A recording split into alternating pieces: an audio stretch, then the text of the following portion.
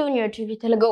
Rajinikanth career లో చెప్పుకోదగిన సినిమాల జాబితాలో తప్పకుండా కనిపించేది జైలర్. సన్ పిక్చర్స్ బ్యానర్ పై నిర్మితమైన ఈ సినిమాకి నెల్సన్ దర్శకత్వం వహించాడు.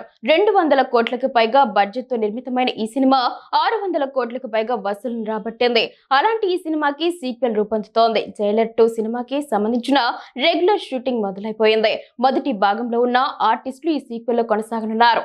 అయితే ఈ సీక్వెల్ లో బాలీవుడ్ నుంచి సీనియర్ హీరోయిన్ విద్యా బాలను తీసుకున్నట్లుగా సమాచారం.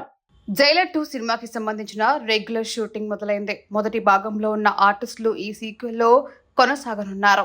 అయితే బాలీవుడ్ నుంచి ఒక సీనియర్ స్టార్ ను సీనియర్ హీరోయిన్ ను తీసుకున్నట్టుగా సమాచారం.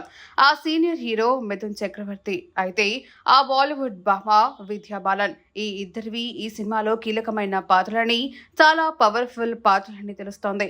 జైలర్ లో లోకల్ రౌడీగా వినాయక్ చెలరేగిపోయాడు. అయితే ఈ సీక్వెల్ లో విలన్ గా మిథున్ చక్రవర్తి కనిపించనున్నాడు. ఆయన కూతురు పాత్రలో విద్యా బాలన్ కనిపించనుందని అంటున్నారు.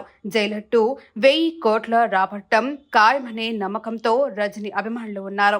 వాళ్ళ అంచనాలను ఈ సినిమా ఎంతవరకు అందుకుంటుందో, వాళ్ళ ఆశలను ఎంతవరకు నిజం చేస్తుందో చూడాలి మరి.